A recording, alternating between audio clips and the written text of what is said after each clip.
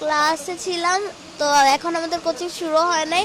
যারা হচ্ছে এমটিতে খারাপ রেজাল্ট করছে তাদেরকে মিস সাজেশন দিতেছিল যে এগুলো পড়ো। হঠাৎ করে একটা অনেক জোর বিকট শব্দ হয়েছে, মিস সবাই কান ধরে ফেলছে, মিস অনেক তাড়াতাড়ি করে কান ধরছে। পরে এবার মিস বলে যে কী হয়েছে, আমি তো ভাবছি যে আকাশ থেকে মনে হয় শিলা বা এরকম কিছু পড়ছে।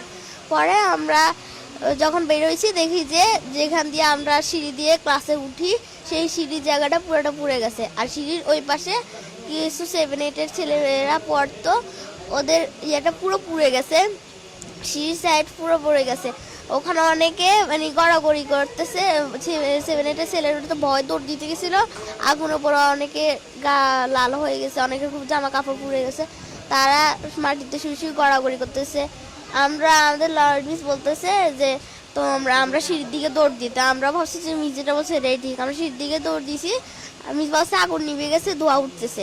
আমরা ওখানে গেছি, গ্যাস সরে দিছিল। পরে মিসে একজনের গায়ে পড়ে গেছে, আবার একটা 8-এর ভাই আমার গায়ের উপর পড়ে গেছে। পরে আমার একটা বান্ধবী আমার গায়ের উপর পড়ে গেছে। আমি অনেক কষ্ট ওখান থেকে উঠে আসছি। আর পরে বারান্দার যে গ্রিল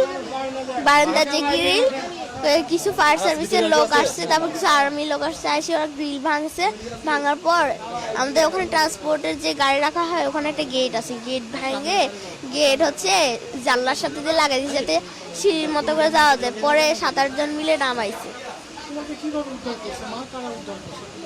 কিছু আর্মি লোক মানে চারপাশে ছিল, আমাকে আস্তে আস্তে আস্তে করে নামাইছে। পরে যখন নামছি আমাকে দ্রুত করে নিয়ে কোলে করে নিয়ে গেছে, পরে রিক্সায় করে লুবানা নিয়ে আসছে। হ্যাঁ, আমি বাইজিৎকে দেখছি, আলবিরাকে দেখছি, মেহরিনকে দেখছি, তাসমিয়াকে দেখছি, আর তোরসার পুরো গা পুড়ে গেছে।